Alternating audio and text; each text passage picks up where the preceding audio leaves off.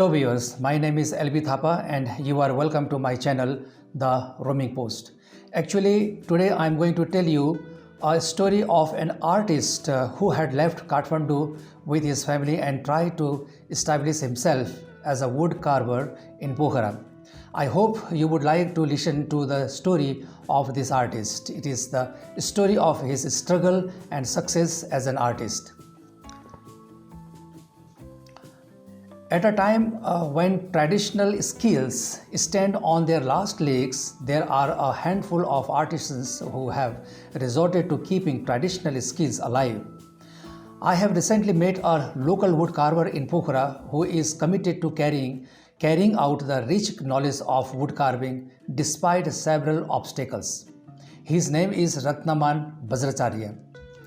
His unmatched skill at wood carving is simply astonishing and unparalleled. Wood carving is his traditional family business. Generation of his families were involved in this form of traditional business. Vajracharya got into wood carvings ever since he was a small kid. He spent his childhood playing with wood carving tools, and his favorite playmates was the idols of gods and goddesses. Vajracharya is originally from Lalitpur, Gangamati, Ward number 2. His parents, brothers and sisters live in Gangamati, Lalitpur, and many of them are still carrying the traditional business of wood carvings. Vajracharya is the only member in the family who left Gangamati to make Pokhara his home.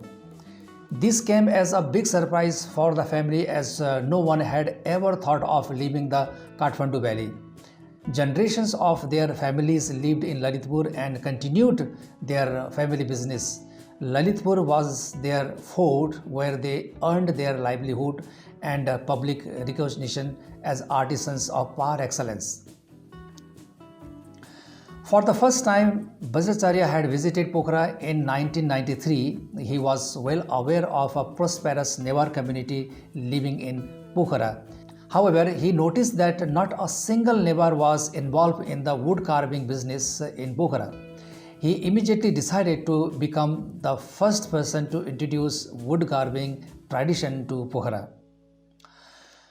It has always been a gamble to come out of the comfort zone and taking an unnecessary risks by going to a place where there was no market for wood carving. Mr. Vajracharya had decided to migrate to Pokhara. Even his wife was skeptical about the success of their venture in Pokhara. It was difficult for a mother of two sons to leave behind the family's security net and going to a new place. Despite all odds, Vajracharya had decided to give a try. Vajracharya knew that he was taking a risk, but he wanted to see the art of wood carvings flourishing out of the Kathmandu valley. Hence, in 1993, Vajracharya opened Siddhi and Ratna wood carvings in Pokhara. Vajracharya's intention was noble and he wanted to spread the knowledge of wood carvings in Pokhara.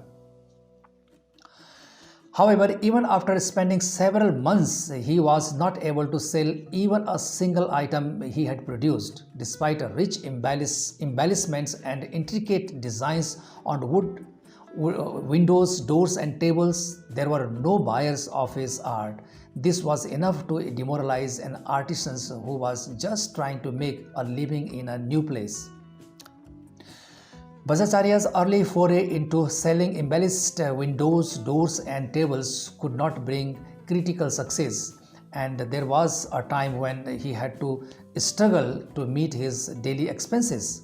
On top, his two sons were growing and so were the family expenditures.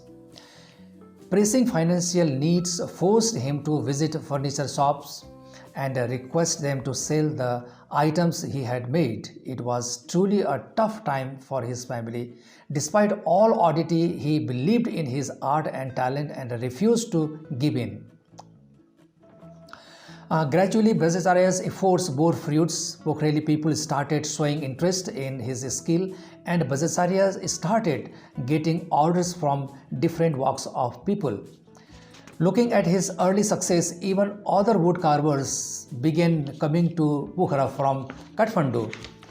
Uh, Today there are at least 6 wood carvers in Pokhara originally came from Kathmandu, Lalitpur and Bhaktapur.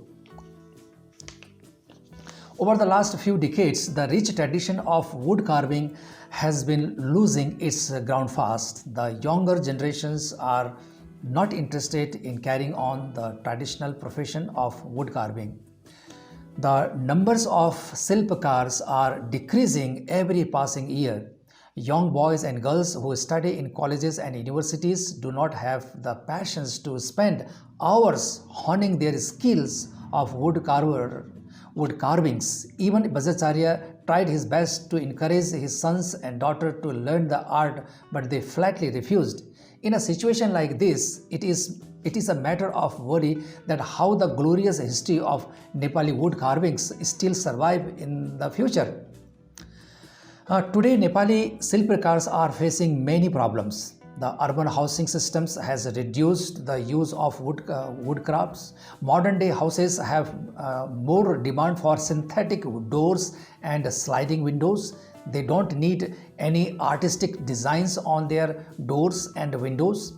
At the same time, the supply of sal wood has been reducing every passing day. There is Indian and Malaysian sal wood available in the Nepali market, but these woods are not preferable by many artisans. Nepali sal wood is the first choice of all artisans for the best result. Due to rapid urbanizations, the demand for well-crafted wood items like idols, windows, doors, tables, etc. has shrunk largely. There is little export, which is not enough to provide financial independence to artisans. Even after the years of toiling as an artisan, he does not have a house of his own in Pokhara. However, he does have his ancestral house in Lalitpur, but not in Pokhara. His earning from the wood carving has helped to educate his 2 sons and 1 daughter, and he is happy with that. The reality is that the living standard of traditional wood carvers has not improved. However, those middlemen who collect finished products from the artisans and sell in foreign markets have prospered. There are some companies that pay a paltry sum of money to the artisans and sell their labor to the international market at higher prices. Thus, nowadays, more and more artisans are not keen to involve their sons and daughters in these professions.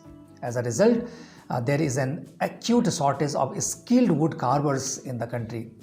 Kathmandu, Bhaktapur and Lalitpur are the hubs of wood carvers, but nowadays, even there, the numbers of traditional artisans have drastically reduced. The government must wake up from slumber before it is too late. Traditional wood carvers should not let be exploited at the hands of wood carving industries and the middlemen. Wood carvers' families should get special state benefits, and they should be encouraged to continue age-old tradition without any worry. If the wood carvers and their families feel secure in their profession, only then the rich tradition of Nepali wood carvings can restore its lost glory for which Nepal was famous in the world. Thank you very much for watching this video. I hope you like this video about the struggle of Nepali wood carving artisans. I will be glad if you take a little time and make a comment about this video. Your comments are highly appreciated. In the meantime, you can subscribe to this channel and support me. Thank you very much and namaste.